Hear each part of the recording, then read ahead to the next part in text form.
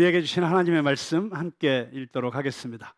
요한복음 7장 37절에서 39절까지의 말씀입니다.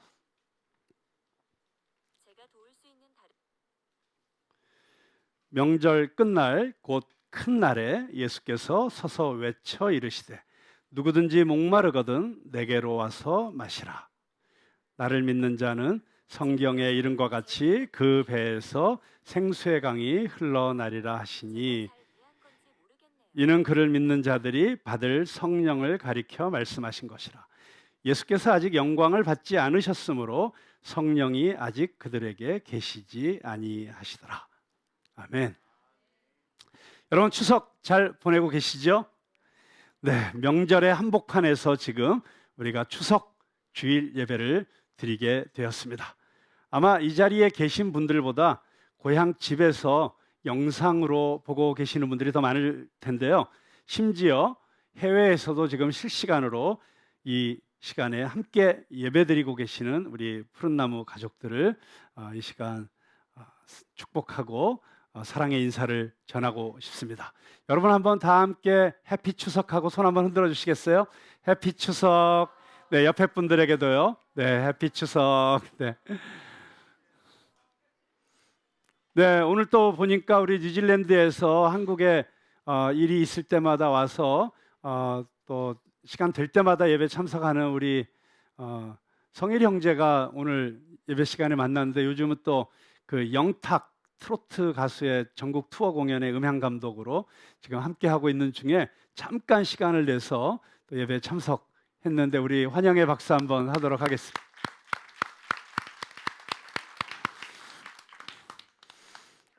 네, 뭐 한 분 한 분, 또 오늘 보니까 이 한복 입고 이렇게 찬양 앞에서 인도하니까 너무 좋은데 미국에서 오신 분들이 제일 좋아하시는 것 같아요.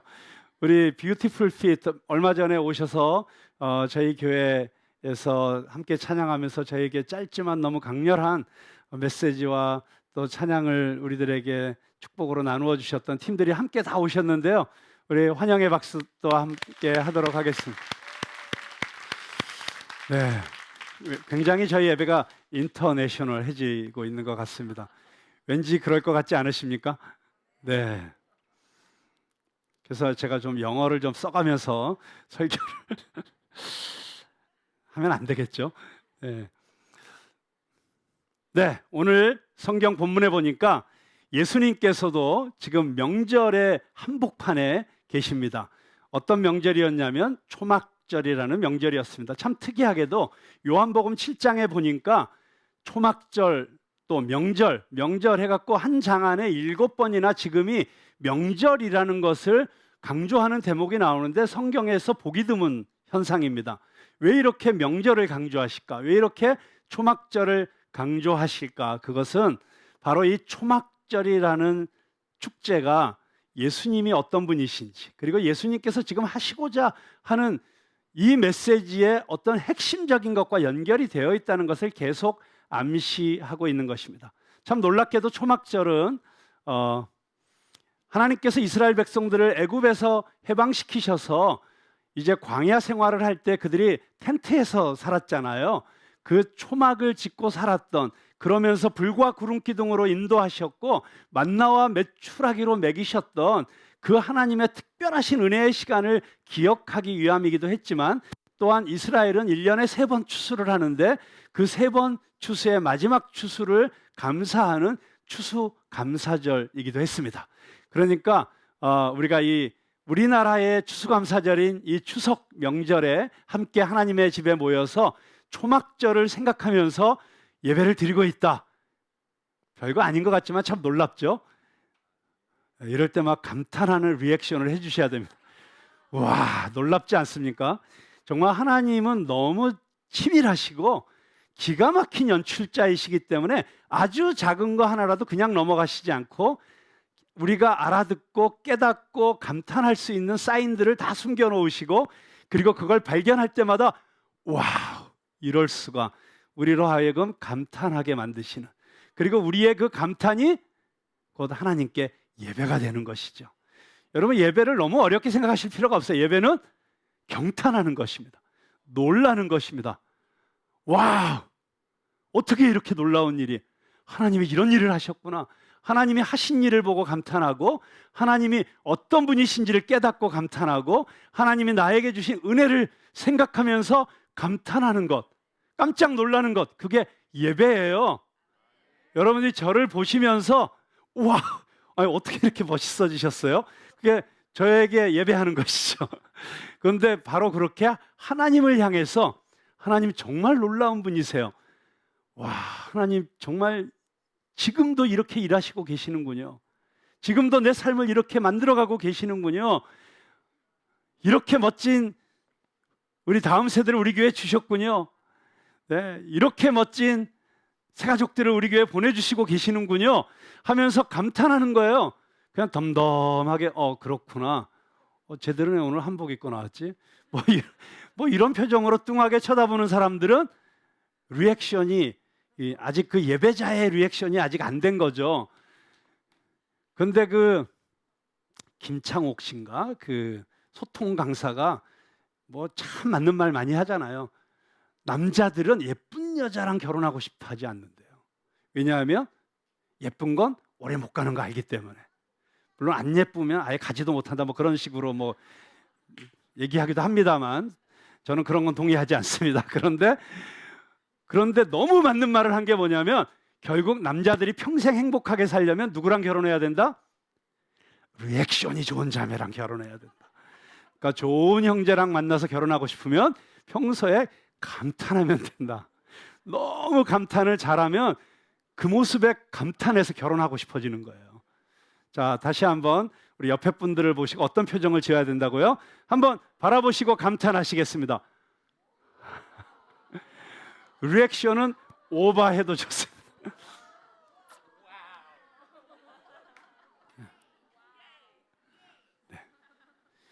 네. 자, 오늘 예수님께서 명절 잔치의 한복판에서, 그런데 마지막 날이라 그랬어요. 그리고 성경은 언제나 명절 끝날은 큰 날이다, 그렇게 얘기하셨거든요. 저는 오늘 특별히 오늘 이 추석에 드리는 이 예배가 우리에게 큰 은혜의 잔치가 되기를 간절히 소망합니다. 자, 여러분, 잔치의 한복판에서 갑자기 예수님께서 서서 외치십니다. He stood and cried. 일어서셨고 그리고 cried 하셨다, 외치셨다. 그냥 말씀하신 게 아니에요. 평소에 온유하신 예수님의 음성처럼 그렇게 부드럽게 너희 목마른 자들아 내게로 와서 마셔라, 이렇게 말씀하신 게 아니고 cried, 울부짖으셨다. 여러분, 성경에 잘 보세요. 예수님께서 울부짖으셨다라는 표현 또는 부르짖으셨다는 표현 많이 안 나옵니다. 제 생각에는 아무리 복음서를 뒤져봐도 5번 이상 나오지 않습니다. 예를 들어 예수님께서 부르짖으시는 경우는 십자가상에서 나의 아버지, 나의 아버지, 어찌하여 나를 버리셨나이까, 그렇게 부르짖으셨어요. 그리고 숨을 거두시기 전에 알아들을 수 없는 어떤 말로 부르짖으시고 숨을 거두셨어요. 정말 절박한 순간, 가장 심각한 순간이 아니면 예수님은 부르짖지 않으셨어요. 그런데 이 순간 예수님이 cry out 하셨어요. 왜 그러셨을까요? 근데 여러분, 제가 이 장면을 묵상하다 보니까 이 장면이 영어로 말하면 너무 awkward하다 그러나요? 이게 좀 이렇게 뭐가 잘 안 맞는 아주 이상한 분위기예요. 왜냐하면 여러분, 축제의 자리라는 건 어떤 자리입니까? 사람들이 너무 즐거워서 시끌벅적하게 막 춤을 추면서 시장터처럼 그렇게 북적북적한 상황에서 갑자기 예수님이 일어나셔서 너희 목마른 자들아 라고 외치시는 거예요. 그런데 여러분, 예수님께서 그 시끌시끌한 한가운데서 예수님의 말씀을 듣게 만드시려면 얼마나 세게 외치셨어야 했을까요?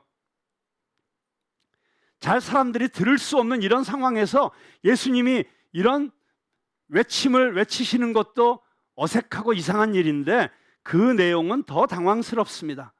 누구든지 목마르거든 내게로 와서 마셔라. 자, 목마르다는 표현이 지금 너희들 뭔가 부족하지, 너희들 뭔가 지금 문제가 있지, 너희들 뭔가 결핍이 있지, 그럼 나에게 와야 돼 라고 얘기하시는 건데요. 그런데 지금이 어떤 상황이죠? 명절 끝날 가장 잔치가 절정에 이르렀을 때, 여러분, 사람들이 아무리 사는 게 힘들고 어려워도, 그리고 남들에게 말할 수 없는 아픔과 상처와 고통을 끌어안고 살고 있지만, 그래도 1년에 몇 번 그런 거 다 잊어버리고 스트레스 풀려고 파티에 가잖아요. 그래서 파티장에 가면 화려한 옷을 입고 신나는 음악에 맞춰서 춤을 추면서 노래도 따라 부르고 박수를 치면서 깔깔거리면서 수다를 떨고 죄다 행복해 보이잖아요. 제가 지금도 잊을 수 없는 게, 제가 조용필 콘서트를 한번 갔었거든요. 야, 저는 여기에 예배자들이 다 모여 있구나 라고 착각을 할 정도로, 저희 조용필이 딱 사다리 같은 걸 타고 저 무대에서 갑자기 쫙 하늘을 날아서 우리 앞으로 오는데, 이 옆에 있던 아주머니들이 전부 일어나셔서 야, 그렇게 열정적으로 예배하는 걸 본 적이 없어요. 얼마나 행복해 보이든지. 그 중에 한 아주머니 잊을 수가 없어요. 그분은 전직이 뭐였는지는 짐작이 안 가는데, 조용필이 노래를 부르는데 혼자서 막 그 만면의 세상에 가장 행복한 표정을 지으면서 이러시는데 와, 아름답더라고요. 여러분, 그러니까 그런 자리에 가서 나 세상에 힘든 거 좀 잊어버리고 그 순간만큼은 내가 세상에서 제일 행복한 사람처럼 그렇게 그 노래에 푹 빠져서 그 춤 속에 그냥 황홀경에 빠져서, 여러분, 그래서 요즘 보면 파티 문화가 점점 더 발전해 가는 것 같아요.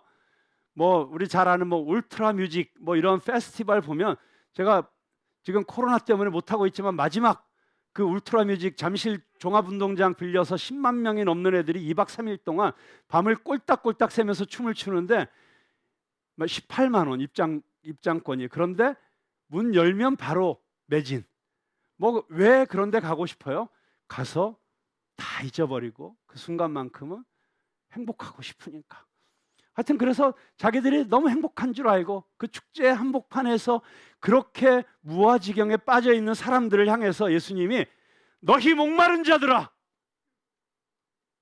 그 소리를 들으면서 자기가 목마르다고 깨달을 수 있을까요? 최소한 이 정도 집중되는 분위기에서 한마디 하면 알아들을 수 있는 상황 속에서 목마르지? 인생이 만만치 않지. 이래야 대화가 시작되는 거 아니에요? 지금 막 너무 열광하고 있는 이 분위기 속에서 예수님이 갑자기 일어나셔서 너희 목마른 자들아. 왜 그러셨을까요?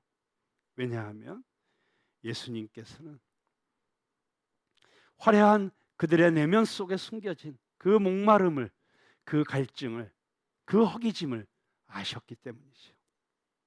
왜 분위기 깨지게 그렇게 외치셨을까요? 가끔 보면 예수님이 분위기 깨실 때가 있잖아요. 엉뚱한 얘기 하시고 상황에 안 맞는 얘기 하시고.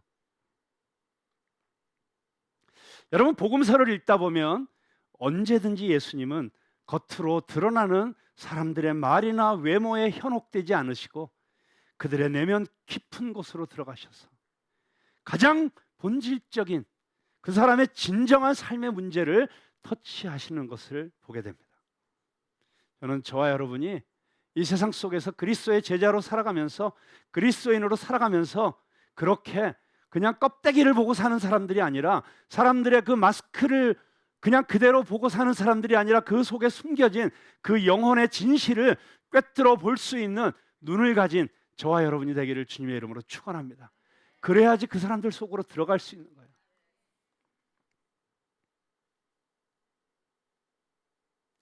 예수님께서 베드로를 부르셨을 때 그러셨잖아요. 나를 따라오너라. 내가 너로 사람을 낚는 어부가 되게 하리라. 근데 여러분, 사람을 낚는 어부가 되게 하기 위해서 예수님께서 주신 기가 막힌 말씀이 있어요. 깊은 데로 가서 그물을 던져라. 근데 여러분, 그 깊은 데가 어딜까요? 사람 많이 모여 있는 데가 깊은 데일까요? 아니에요. 세상의 가장 깊은 곳은 사람의 마음속이에요. 그 사람의 마음속 깊이 들어갈 수 있는 그런 통찰력, 그런 영적인 민감함, 그런 영적인 실력을 갖춘 저와 여러분이 될 수 있기를 바랍니다. 예수님은 아무에게도 말할 수 없었던 당신의 갈증을, 그 영혼의 씨름을, 그 몸부림을 지켜보고 계셨고 알고 계시고 이해하고 계시고 그리고 그래서 기다리고 계셨고 지금 초청하고 계시는 것입니다. 여러분, 예수님의 이 부르짖음은 초청입니다. 인비테이션이에요. 여러분, 하나님은 언제나 여러분을 초청하십니다. 세상은 여러분을 거절하죠. 그러나 하나님은 언제나 여러분을 환영하시고 초청하시고 두 팔 벌려 맞아주시고 그리고 그 초대를 잘 알아듣지 못하는 사람들을 위해서 당신의 외아들 예수 그리스도를 이 땅에 보내셔서 십자가에 못 박히시게 하시고 두 팔 벌려 다 내게로 오라. 십자가에 달리신 예수님의 모습을 우리에게 선물로 주신 것입니다. 그래서 여러분, 우리가 잘 알고 있는 또 다른 유명한 초청이 있죠. 마태복음 11장 28절, 수고하고 무거운 짐진 자들아 다 내게로 오라. 내가 너희를 쉬게 하리라. 인생이 피곤한 사람들, 방향을 잃어버린 사람들, 좌절하고 낙심한 사람들 다 내게로 오라. 내가 너희를 쉬게 하리라. 여러분, 누구에게가 초대를 받는다는 것은 너무 좋은 것이죠. 아, 나를 기억하고 있구나. 나를 중요하게 생각하고 있구나. 물론 이 세상에서 어떤 초청은 반갑지 않은 초청이 있을 수도 있어요. 부담스러운 초청도 있을 수 있고요. 그러나 우리 예수님의 초청은, 우리 하나님의 초청은 언제나 행복의 초청이고 축복의 초청이고 영원한 생명회로의 초청인 줄로 믿으시기 바랍니다. 이 초청이 얼마나 값지고 놀라운 초청입니까? 그런데 예수님께서 이렇게 초대하실 때 일어나셔서 큰 소리로, 여러분, 이 예수님의 모습 속에서 그 예수님의 그 정성, 예수님의 진정성, 그리고 이 초청의 긴급성이 느껴지시지 않습니까? 예수님께서는 언제나 어디서나 오라고 초대하십니다. 그리고 물론 가라고 또 보내십니다. 그런데 보내시기 전에 예수님은 언제나 먼저 초대하시죠. 와서 내 안에서 마음껏 먹고 누리고 쉬고 회복되고 충만해져서 그래서 가라. 누구에게로? 이 생명이 필요한 사람들에게로. Come and go. Come and go. 사람들이 깜짝 놀랐을 거예요. 예수님 원래 부드럽게 말씀하시는데, 여러분 한번 큰 소리로 외치는 이 예수님의 모습을 한번 따라해 보시고 싶지 않으세요? 여러분 한번 언젠가 어디선가, 옛날에는 우리 노방전도도 참 많이 했는데 요즘 노방전도 하면 다 이상하게 보잖아요. 그리고 사실 노방전도 하다가 너무 이제 기독교가 부정적인 이미지가 되다 보니까 어디 가서 노방전도 하면 오히려 교회 욕먹일까봐, 예수님이 욕먹일까 부끄럽게 할까봐 안 하고들 계시지만, 사실은 가장 원초적이고 본질적인 모습은 사람들 사이에 서서 일어서서 외치는 거예요. 그래서 세례 요한도 광야에서 서서 외쳤잖아요. 예수님께서도 사람들이 그 많은 한복판에서 벌떡 일어서서 외치셨어요. 저는 여러분들이 물론 지금 예배 끝나고 밖에 나가서 저 킹콩 앞에서 서가지고 막 외치라고 이 말씀을 드리는 건 아니고요. 그런데 여러분들의 마음속에 바로 이 외침이 있어야 된다는 거예요. 부드럽게 얘기할지라도 여러분 안에 이 벌떡 일어서서 외칠 수밖에 없는 이 예수님의 마음이 있어야 된다는 거예요. 그런 의미에서 한번 세상을 향해서 한번 우리 외쳐보겠습니다. 한번 다 자리에서 일어나시죠. 자리에서 일어나셔서 자기가 생각하는 세상이 어느 방향인지 그 방향을 향해서 서십시오. 뭐 북한을 향해서 외치고 싶은 분은 저 북쪽을 향해 서시고, 네, 제주도가 고향이신 분들은 저 제주도를 향해서 서시고, 네, 또 중국을 향해서 외치고 싶은 분은 저 서쪽을 향해 서시고, 네, 자기가 생각하는 그 세상을 향해서 외치겠습니다. 제가 큰 소리로 외치면 따라서 한번 외쳐보세요. 누구든지 목마르거든 내게로 와서 마시라. 자, 이제 외워서 하실 수 있겠죠? 한번 큰 소리로, 정말 혹시라도 듣지 못하는 사람이 있을까 봐 더 큰 소리로 절규하면서 한번 외쳐보겠습니다. 시작. 누구든지 목마르거든 내게로 와서 마시라. 다시 한번, 누구든지 목마르거든 내게로 와서 마시라. 할렐루야. 자리에 앉으시겠습니다. 그런 게 외치시니까 시원하시죠? 외치세요. 네. 목소리의 톤은 낮아도 좋지만 여러분의 그 영혼을 다해서 외치면서 이 복음을 전하실 수 있기를 바랍니다. 이 초청이 얼마나 값지고 놀라운 초청입니까? 가난한 사람, 부요한 사람, 병든 사람, 건강한 사람, 인도 사람, 아프리카 사람, 미국 사람, 영국 사람, 누구든지 목마르거든 내게로 와서 마시라. 여러분, 이 예수님의 초청에 여러분들도 다 포함되어 있는 걸 아시죠? 여러분, 예수님께 나오십시오. 이 초대에 응해서 예수님께 나와서 여러분의 목마른 인생의 문제를 해결하실 수 있기를 바랍니다. 여러분의 그 배고픔을 해결하실 수 있기를 바랍니다. 이사야서 55장 1절에 이 초청이 어떤 초청인지를 더 잘 설명해 주고 있습니다.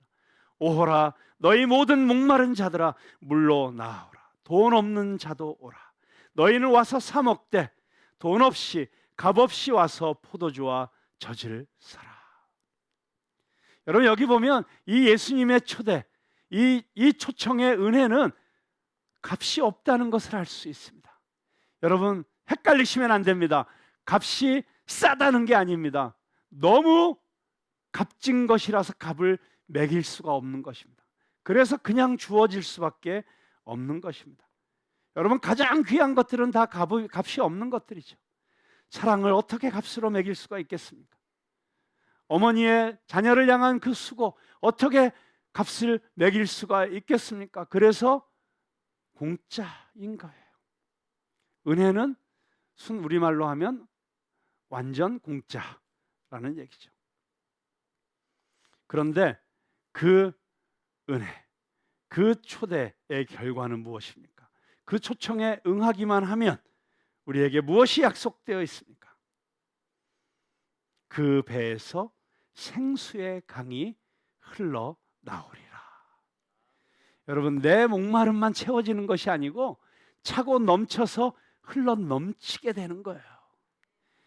여러분, 그래서 예수님께서 주시는 이 놀라운 축복, 목마른 자는 내게로 와서 마시라 라고 해서, 네 예수님 목마릅니다. 저 열심히 나름대로 이 목마름을 해결하고 싶어서 이런저런 노력하면서 살았지만 내 힘으로 해결할 수 없었어요. 이 세상에 어떤 것도 나의 이 목마름을 채워줄 수 없었어요. 그래서 예수님 앞에 나왔더니 예수님께서 그 목마름을 시원하게 해갈시켜 주실 뿐만 아니라 오히려 그 물이 이제 흘러나오도록, 터져나오도록. 여러분, 그래서 이 예수님을 믿고 성령에 충만해서 사는, 여기 이 생수의 강이 흘러 터지는 걸 성령이라고 성경은 분명하게 말씀하고 있습니다. 그러니까 예수님을 믿는 자에게 주시는 최고의 축복, 성령 충만. 여러분, 그 성령을 받으셨습니까? 그 성령의 충만한 가운데 거하고 계십니까? 성령의 능력이 여러분 안에 살아 계십니까?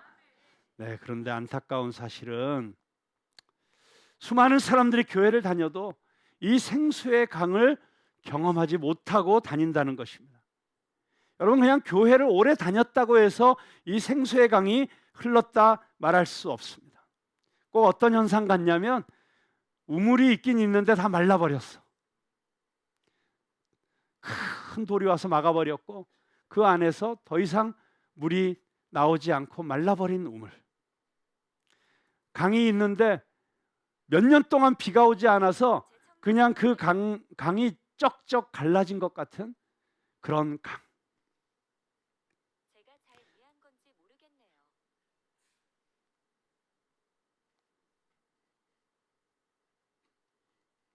여러분, 신앙생활을 하면서 어떤 신앙생활 하시기를 원하십니까? 정말 예수님께서 말씀하신 누구든지 목마르거든 내게로 와서 마시라. 예수님을 만나고 예수님의 그 생명이 내 안에 살아 역사하기 시작하고 예수님께서 약속하신 성령이 나에게 임해서 내 안에 성령의 충만함이 막 어쩔 수 없는 감격으로 터져 나오기 시작할 때 내 안에 저절로 기쁨이 넘치고 내 얼굴에 환한 빛이 나고 나를 만나는 사람마다 지쳐 있다가도 갑자기 힘이 나고. 여러분 좀 그런 인생을 살아야 되지 않겠습니까? 분위기 좋은데 갑자기 그녀가 나타나면 싸해져. 너무 분위기 좋고 잘 지내다가도 갑자기 누가 와서 딱 지적질하기 시작하면 갑자기 너무 힘들어지고 갑자기 비판의 영이 흐르기 시작하고 서로 너 왜 이렇게밖에 못 살아? 너 이거밖에 못해? 라고 손가락질하게 되고 교회 안에서도 이게 왜 이런 거예요? 이게 왜 저런 거예요? 따지기 시작하면서 은혜는 없고 거기에 율법만 남은 그게 여러분 생명이 없는 유대교의 모습 아니었어요? 예수님께서 너희 회칠한 무덤들아라고 책망하신 그 당시의 종교 지도자들의 모습 아니었어요? 교회를 열심히 한다고 하는데 열심히 하면서 쌀벌에서 그 옆에 가지를 못해. 우리 교회는 다행히 그동안 주방이 없어갖고 주방 권세를 부리시는 분들이 별로 없으시긴 했어요. 그런데 오래된 교회 가보면 주방이 엄청난 곳이에요. 거기 서열대로 주걱을 들 수 있는 권한이 있고 교회 온 지 5년 안에는 감히 주방 문턱을 넘지도 못하고 뭐 그런 분위기 얼마나 많이 있을 수 있습니까? 천국은 어린아이들만 들어갈 수 있는 곳이잖아요. 네, 정말 어린아이들처럼 따지지도 않고 묻지도 않고 그냥 하나님의 은혜에 감사하고 감격해서 보면 서로 너무 기쁘고 반갑고 뭐 좀 잘못해서 괜찮아 괜찮아 야 그게 뭐가 문제야 와 이러는 게 천국 아니에요?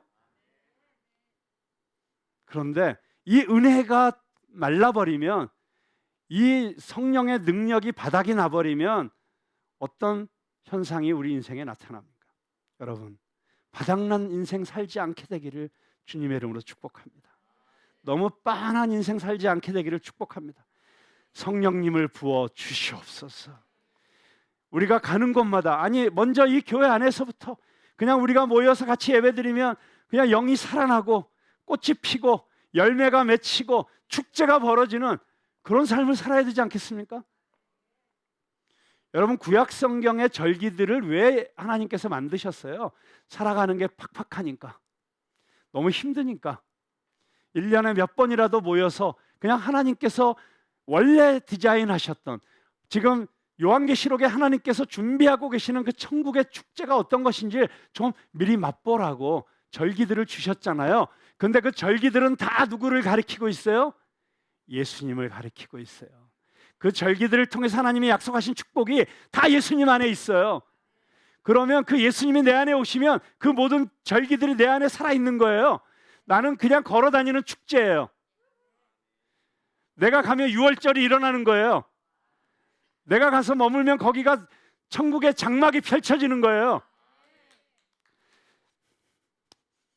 그렇게 살아야 되지 않을까요? 왜 예수님 믿으면서 여전히 똑같은 문제로 고민하고 세상 사람들이 힘들어하는 문제로 똑같이 힘들어하고 그렇게 살 필요가 뭐가 있어요? 주님께 다 맡기십시오. 수고하고 무거운 짐진 자들아 다 내게로 오라 말씀하셨잖아요. 주님께 다 맡기면 너무 자유하잖아요. 주님께 모든 걸 다 맡기면 주님이 너 충분해 라고 말씀하시잖아요. 너는 이미 너무 존귀한 존재야. 네가 나에게 인정받기 위해서 더 뭘 열심히 할 필요 없어. 지금부터 내가 하는 일은 다 뭐예요? 너무 기뻐서 하는 거예요. 의무감으로 하는 게 하나도 없어야 돼요. 그냥 사랑하니까 하는 거예요. 여러분 사랑하면 뭐 해주고 싶잖아요. 미친 짓을 하게 되잖아요. 정말 그녀를 사랑했기 때문에 내가 했던 미친 짓들을 어떻게 다 여기서 얘기할 수 있겠어요? 정말 미친 짓을 하게 되는 거예요. 제가 송모 여사를 그녀가 아직 싱글일 때 쫓아다닐 때 한번 제가 얘기한 것 같긴 하지만 플로리다에 있는 어떤 교회에서 집회를 하러 온다는 소문을 듣고 제가 바로 여행사로 가서 비행기표를 끊었어요. 그리고 전화를 했어요. 내가 플로리다로 갈 거라. 화들짝 놀라면 왜 오냐고. 야, 내가 이민교회 사정 다 하는데 거기 엔지니어도 없을 거고 음향시설 변변치 않을 거고 내가 가서 엔지니어 해줄게. 할 수 없이 그래 와. 여러분 비행기를 타고 날아가면서 얼마나 행복했을까요? 3박 4일 동안 열심히 봉사하고 다시 돌아오는 공항에서 그녀가 저에게 얘기했습니다. 이제 우리 다시 만나지 말아요. 이번에 며칠 만나보니까 아닌 것 같아요. 너무 충격을 받고 비행기 탄데 눈물이 주르륵 흐르더라고요. 밤하늘에 별들이 반짝이는데 갑자기 그게 보석처럼 보이고 진주가 반짝거리는 것 같아요. 그때 잠언에 있는 말씀이 떠올랐어요. 현숙한 여인을 얻는 것은 가장 값진 진주를 얻는 것보다 좋으니라. 그래, 가장 값진 진주를 찾기 위해서도 진주 장사는 자기의 모든 것을 팔아서 그 진주를 샀는데 이 정도야 기쁨이지 라고 행복해하며 토론토로 돌아왔던 기억이 납니다. 여러분 사랑하면 미친 짓을 하는 거예요. 제가 그래서 낙제를 했을 망정 공부하다가도 달려가는 거예요. 기쁘니까, 사랑하니까. 그냥 우리가 그리스도인으로 살아가는 삶은 그런 삶이 되어야 될 줄로 믿습니다. 의무감으로 하는 것 주님은 전혀 기뻐하지 않으세요. 여러분이 주님 앞에 예물을 드릴 때도 헌금을 할 때도 조금이라도 마음에 부담이 되면 절대 하지 마세요. 이중으로 손해해요. 아깝게 내 물질이 나가죠. 하나님으로부터 인정도 못 받죠. 뭐하러 그런 일을 하세요? 여러분 절대로 헌금 억지로 하지 마세요. 교회에서 봉사 절대로 억지로 하지 마세요. 여러분이 안 하셔도 하나님의 나라는 잘 돌아가요. 여러분이 봉사 안 해도 이 교회는 잘 돌아가요. 저같이 엉성한 목사가 목회를 해도 아직도 살아있잖아요. 저처럼 대충대충 해도 주님이 책임지십니다. 주님은 교회가 무슨 일을 하느냐 어떤 업적을 남기느냐 관심 없으세요. 주님은 여러분에게 관심이 있으세요. 여러분의 그 목마름을 해결해 주고 싶어 하세요. 여러분이 날마다 기뻐서 얼굴에서 그냥 견딜 수 없는 기쁨이 넘쳐나서 살기를 원하십니다.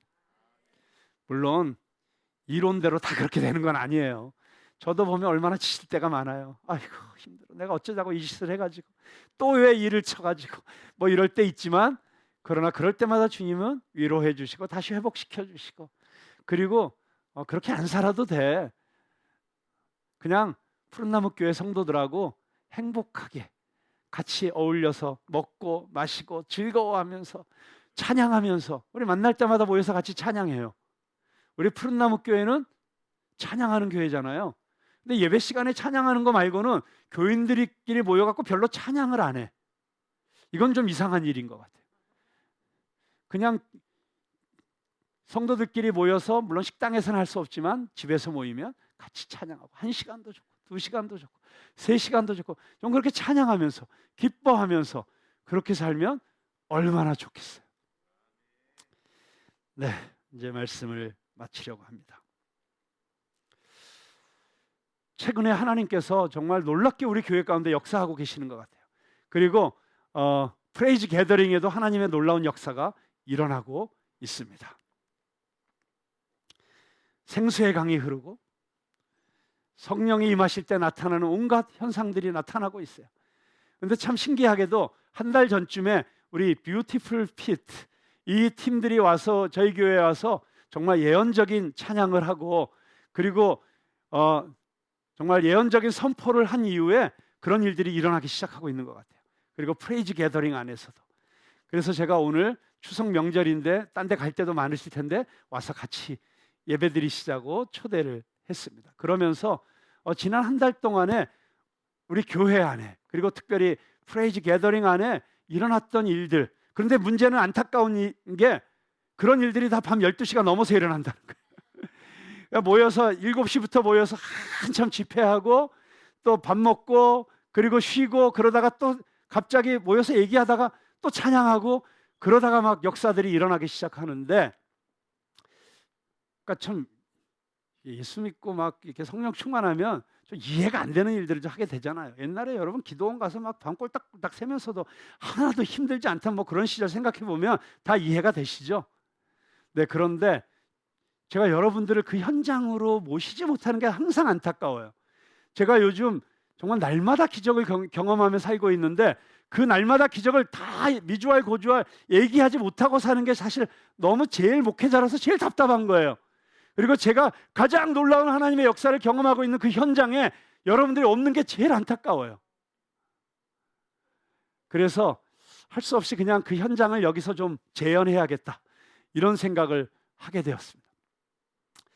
사실 지난 16년 동안 제가 푸른나무 교회를 목회하면서 저의 가장 큰 숙제가 이거였어요. 저의 사역과 저의 비전의 현장과 우리 교회 성도들의 신앙생활이 너무 동떨어져 있는 거예요.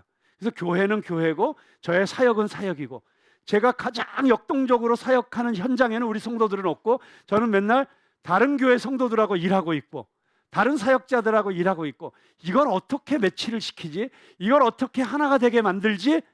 그게 저의 고민이었어요. 그리고 우리 성도들의 갈급함도 사실은 그거였어요. 그래서 우리 목사님은 맨날 밖에 나가서 노는 것 같고, 근데 밖에서 놀긴 노는데 딴짓하는 것 같지는 않고 하나님 나라 일하는 것 같으니까 뭐라고 말하긴 미안하고, 그렇지만 나는 솔직히 급급하고 우리 교회 성도들보다부터 좀 잘 먹이고 밖에 나가서 일하시지, 뭐 이런 마음 들고, 솔직히 그 마음 제가 또 다 느끼니까 늘 부담스럽고, 그렇다고 또 이 일을 안 할 수는 없고, 솔루션은 너무 간단했어요. 저랑 여러분이 하나가 돼서 같이 일하면 되는 거예요. 저랑 여러분이 같이 다니면 되는 거예요. 제가 코스타는 현장에 여러분이 가서 다 같이 섬기면 되는 거예요.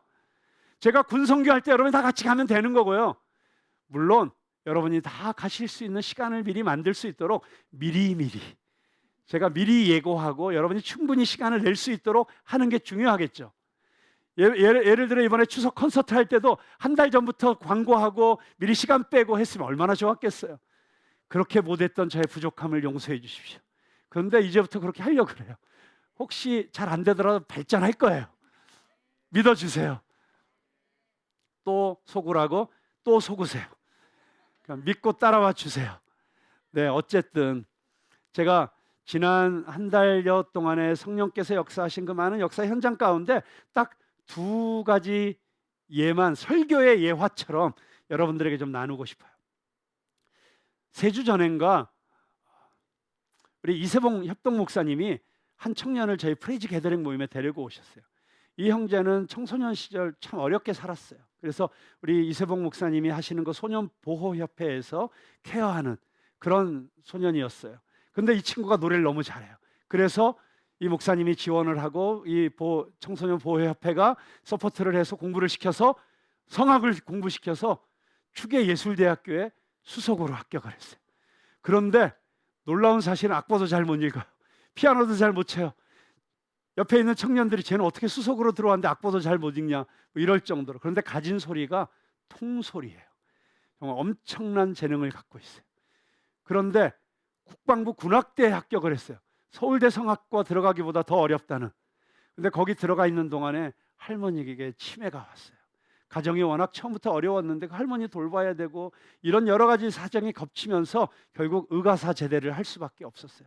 학교로 돌아가야 했지만 밤새워 알바를 해서 할머니를 모셔야 했기 때문에 공부를 할 수가 없었고, 그래서 공황장애가 오고 불면증이 오고 너무 힘든 시간을 갖고 있는데 이세봉 목사님이 프레이즈 게더링에 가서 다른 찬양하는 사람들과 함께 찬양하면 회복되지 않을까, 그런 기대감을 가지고 데리고 오셨어요. 그래서 와서 제가 조금 전에 여러분과 나눴던 이런 이야기들을 나누고 그리고 찬양을 했어요. 그때 불렀던 찬양이 은혜예요. 그 은혜라는 찬양을 부르면서 정말 그 하나님의 은혜를 갈구하는 그 절절함이 느껴졌어요. 그런데 그 노래가 끝나자마자 심삼종 우리 색스포니스트 아시죠? 나와가지고 이런 이야기를 했어요. 나도 어렸을 때 사북 탄광촌에서 태어나서 광부의 아들로서 자라나면서 늘 가정 폭력을 행사하시는 아버지 때문에 내 소원은 집을 나가는 거였다. 그래서 중학교 졸업하자마자 강원도에서 제일 먼 인천 기계공고에 들어가서 드디어 집을 탈출할 수 있었는데 그 학교에서 섹스 밴드부에 들어갔다. 근데 밴드부에 들어갔다가 군악대에 가게 되었는데 그곳에서 내가 3가지 기도를 하게 되었다. 첫째는 내가 대학을 가게 해주십시오. 음대를, 둘째는 미국으로 유학을 가게 해주십시오. 셋째는 내가 나온 대학의 교수가 되게 해주십시오. 놀랍게도 돈 한 푼 없이 시작했는데 아무도 날 도와줄 수 없는 사람 없었는데 하나님께서 이 세 가지를 다 이루어 주셨다. 격려하면서 우리 이 형제를 위해서 색스폰을 너무 멋지게 연주를 해줬어요. 정말 천국의 소리였어요. 하늘의 소리. 그런데 그 연주가 끝나기도 전에 우리 김성결 바리톤이 바로크 음악회 콘서트를 마치고 늦게 들어오다가 이게 분위기가 이상하거든요. 그래서 제가 얘기를 해줬더니 이 형제가 또 자기 어린 시절 얘기를 하는 거예요. 개척교회만 한 아버지. 그래서 늘 가난했고 어려웠고 레슨도 받을 수 없었고, 그럼에도 불구하고 하나님께서 음대를 보내셨고 이태리를 보내셨고 지금은 대한민국 최고의 오페라 가수가 되게 하신 이 이야기를 하면서 사람을 살리는 노래라는 노래를 또 불러줬어요. 너도 너의 노래로 사람들을 살리는 사람이 되어라. 그것만으로도 너무 은혜가 충만했는데 이제 모든 시간이 다 끝날 때쯤 되었을 때 갑자기 다른 곳에서 집회를 끝낸 이 뷰티풀 핏 팀이 또 갑자기 밤 10시쯤 들어오는 거예요. 항상 밤 10시 넘어서 역사가 시작이 돼요. 그래서 이 형제 이야기를 했더니 바로 그 자리에서 기도를 해주기 시작했어요. 놀라운 성령의 임재가 가득했습니다. 그리고 그 성령의 그 충만함이 임하는 게 옆에서도 느껴질 정도였어요. 그 기도가 끝나고 형제가 이런 고백을 했어요. 뭐라고 말로 설명할 수가 없다고. 오래 잠을 잤다고 느껴지는 그런 느낌이 아니라고. 그냥 쉬어졌다고. 이게 천국이 아닌가 그런 생각이 들었다고. 여러분, 저는 여러분에게 그런 인회가 임하시기를 바랍니다. 그래서 제가 다시 형제에게 얘기했어요. 지금 너무 기쁘지? 너무 충만하지? 아까 했던 찬양 다시 해볼래? 찬양을 다시 하는데 처음 불렀던 찬양을 부를 때 그 형제가 아니었어요. 완전히 딴 사람이었어요. 제가 그 영상을 너무 놀라서 찍어놨어요. 제가 기회가 되면 이 모든 사람들의 그 초상권 허락을 받은 다음에 공개하도록 하겠습니다. 근데 그 모습이 천국이었어요. 형제가 찬양을 하는데 옆에 있던 심삼중 형제가 색스폰을 꺼내서 협연을 하고 우리 그레이스 선교사님이 피아노를 치면서 그냥 심야 콘서트가 되었어요. 지금까지 제 평생에 보았던 최고의 멋진 콘서트였어요. 여러분, 그게 사도 바울이 감옥에서 찬양하고 옥문이 열리면서 막 축제가 벌어졌던 그런 찬양 아니었을까요? 그 찬양을, 그날 그 감격에 겨워서 불렀던 그 찬양을 제가 지금 즉석에서 다시 한번 부르도록 요청을 하고 싶습니다. 우리 김민석 형제님 앞으로 나오시고요. 우리 아까 그 은혜 찬양은 우리가 함께 불렀기 때문에 주 하나님이 지으신 모든 세계 살아계 그 곡으로 바로 넘어가도록 하겠습니다. 즉석이라기엔 마이크를 미리 주셨어요. 근데 제가 찬양하기 앞서서 저는 그 목요일 이전에 그 목요일 날 하루 그 프레이즈 게더링을 가기 위해서 자낙스와 그 정말 많은 약을 복용하고 그 날의 자리를 가기 위해서 정말 많이 떨렸어요. 왜냐하면 저는 일단 밖에 나가는 게 너무 힘들었었고 좀 어떻게 보면 좀 부끄러운 얘기일 수도 있는데 올해 안 좋은 선택도 했었고 그래서 병원에서 눈을 뜨기도 했었고 그만큼 저한테는 일반적인 일 자체들이 일상생활들이 아예 힘들었었습니다. 아예 집 밖으로 나가는 것조차도. 근데 그 목요일 이후로부터는 저는 그냥 이렇게 나와 있고 이 먼 거리에 그냥 대중교통을 이용해서 이렇게 나와 있는 것 자체가 저한테 기적이에요. 다른 게 기적이 아닙니다. 예.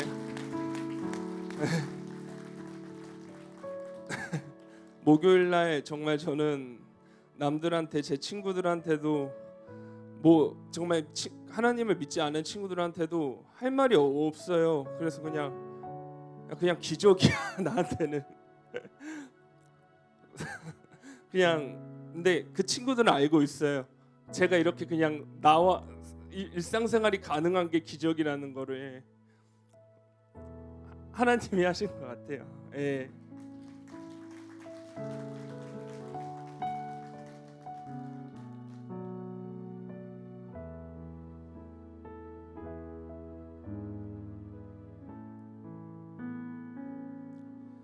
주 하나님 지으신 모든 세계 내 마음속에 그리어볼 때 하늘의 별 울려 퍼지는 내 손 주님의 권능 우주에 찾네 주님의 높고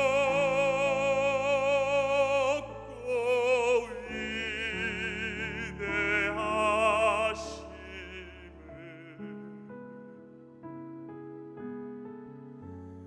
내 영혼이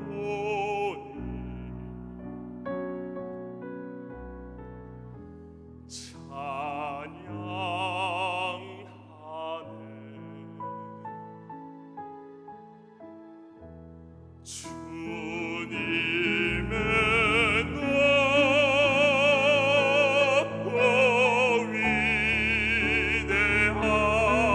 위대하심을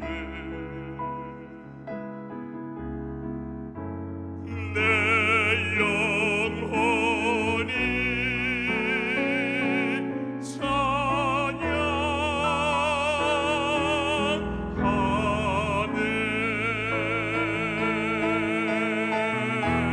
주님의 높고 위대하심을 내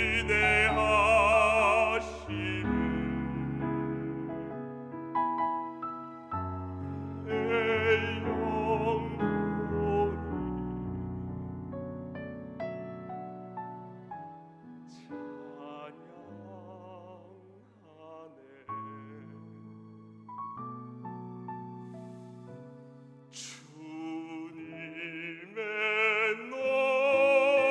높고 위대하심을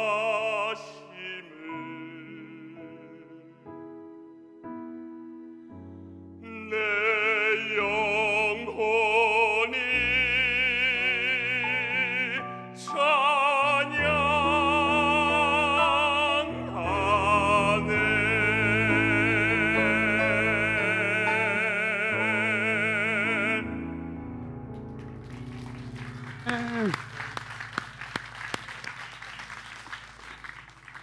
네, 그날 저녁 뭐 춤추면서 찬양하던 그 감격을 떠올리면서 우리 민석 형제가 계속 이렇게 찬양하는 사람이 될 수 있도록 우리 옆에 있는 모든 사람들이 그렇게 기도하면서 함께 하기로 약속했고 또 우리 푸른나무교회 성도들도 계속 기도해 주실 것을 부탁드리겠습니다.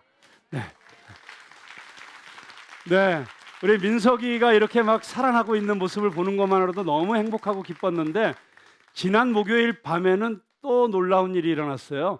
밤 11시 넘어서 또 갑자기 찬양이 시작됐는데 그 현장에 우리 교회 정말 가장 오래된 성도 패밀리이기도 하고 또 저랑은 뭐 1990년대 토론토에서 처음 만났던 우리 김은정 자매님이 아마 여러분들 중에 모르는 분들도 많이 있으실 텐데 찬양을 딱 시작했는데 그 지난번 렛츠고 코리아 잠실 종합운동장에서 불렀던 그 찬양을 부르기 시작하자마자 갑자기 오열을 하면서 찬양을 계속 못하는 거예요. 그러면서 그 입술을 통해서 정말 놀라운 간증을 듣게 하셨어요. 그리고 이 찬양을 통해서 하나님이 어떤 은혜를 주셨는지를 고백하는데 와, 정말 하나님이 이렇게 놀라운 분이시구나. 그리고 하나님은 끝까지 포기하시지 않으시는구나. 내가 나조차도 내려놓았다고 포기했다고 생각한 그 꿈을, 그리고 그 찬양을 다시 회복시켜 주시는 분이시구나 하는 것을 깨닫게 되었습니다. 우리 김은정 자매님을 모셔서 우리 도대체 무슨 마음이었는지, 그리고 그 찬양을 좀 듣도록 하겠습니다.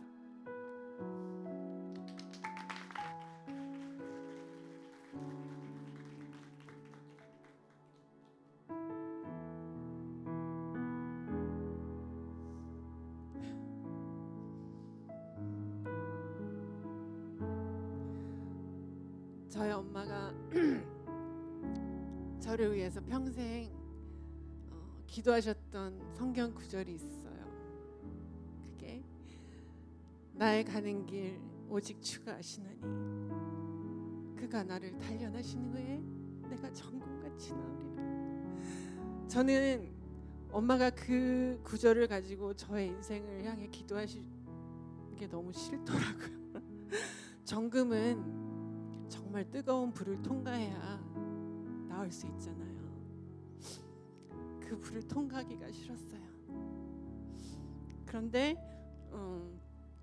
또 이렇게 영적인 욕심은 있어가지고 하나님 저 그 불 통과할래요. 그리고 저 그 불 통과할 때요, 제가 아프다고 제발 힘들다고 여기서 빼달라고 기도해도 그 기도 들어주지 마세요. 그렇게 기도한 지가 수십 년 된 것 같아요. 하나님 정말 신실하십니다. 정말 안 빼주시더라고요. 근데 할 얘기가 너무 많은데 오늘은 성령님이 인도하심에 따라 얘기하고 싶어요. 제가 오페라를 전공했거든요. 토론토 대학에서. 그 노래를 꽤 잘했었어요. 잘했었고 토론토에서 한참 오페라 공부하고 그럴 때 광 목사님도 만나고 지금 여기 있는 우리 그레이스 자매도 같이 만나서 같이 찬양하곤 했었죠. 그게 95년 그때쯤일 것 같아요.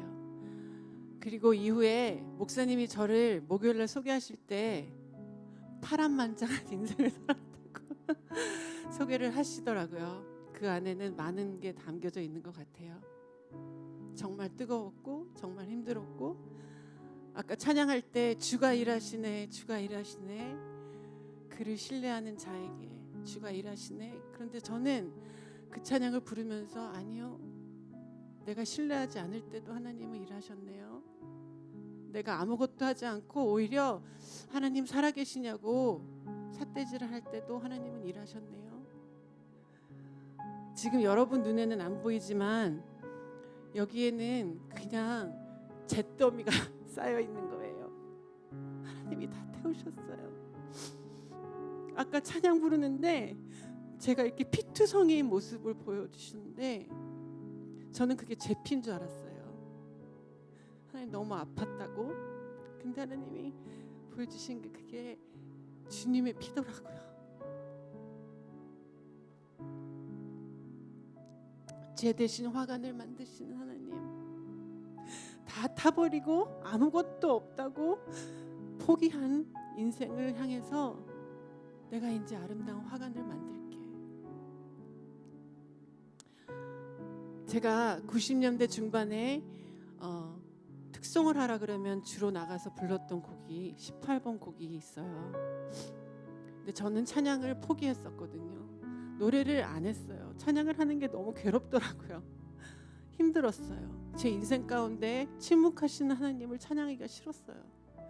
찬양을 듣는 것도 꽤 오래 안 했어요. 이번에 그 Let's Go Korea의 BFM 팀이 초대돼서 또 하나님의 인도하심에 따라 같이 하게 됐는데, 바로 전날 이제 어느 교회에 모여서 뭐 연습 모임이지만 이 팀은 연습을 안 하고 그냥 연습도 예배더라고요. 예배를 같이 드리는데 갑자기 우리 그레이스 자매가 반주를 하기 시작했는데, 제가 90년대 중반에 그렇게 많이 불렀던 찬양을 반주하기 시작했어요. 근데 그 그 반주를 듣는 순간 어떤 느낌이었냐면 하나님이 저에게 나는 너의 그 노래가 너무 그립다. 나는 너가 나를 그렇게 노래할 때 너무 좋았다. 그 곡을 마치 여러분 그거 아세요?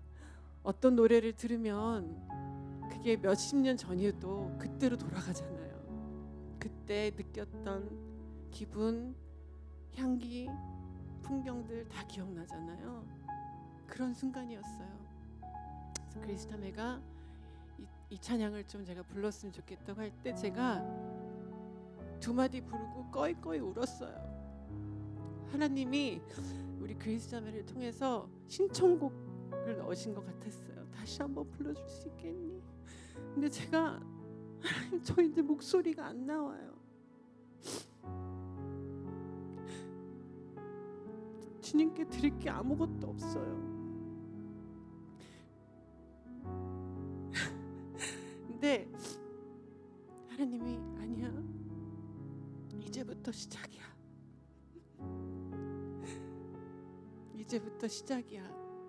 사실 제가 마이크를 붙잡고 여기 나왔지만 여러분은 당황하지 마세요. 어떤 소리가 나올지 저도 몰라요. 소리가 뒤집어지고 갈라지고 그럴 수 있어요. 저는 괜찮으니까 여러분만 당황하지 않으시면 돼요. 괜찮아요. 잿더미가 된 저의 인생, 피투성이인 저는 하나님이 괜찮대요. 그게 너무 아름답대요.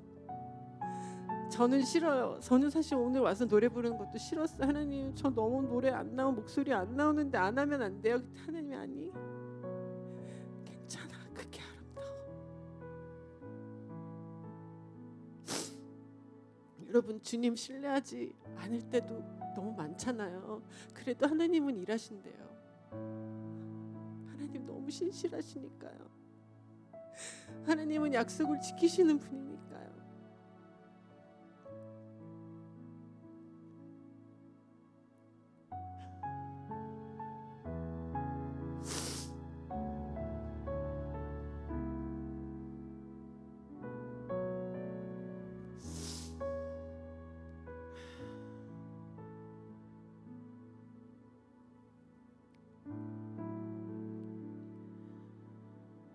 주의 신을 내가 떠나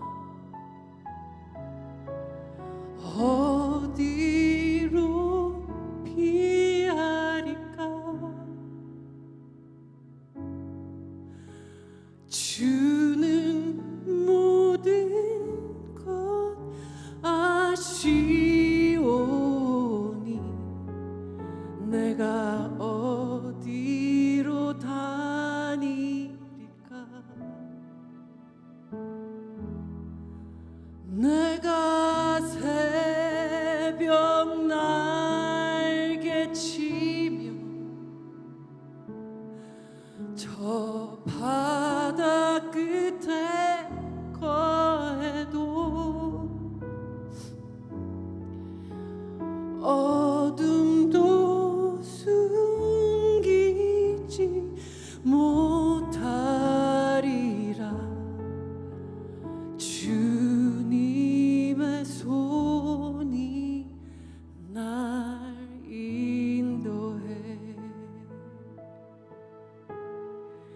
주님은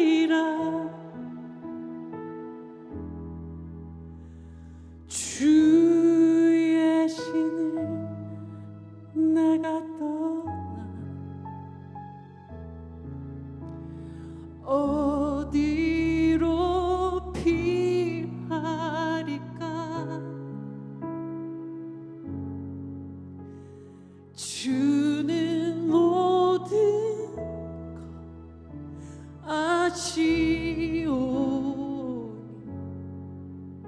내가 어디로 다니리까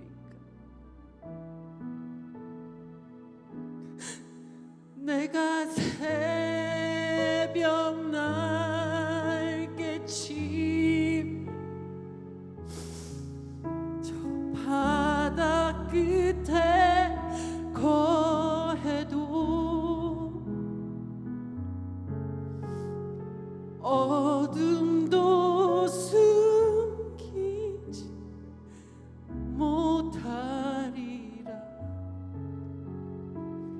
주님의 손이 날 인도해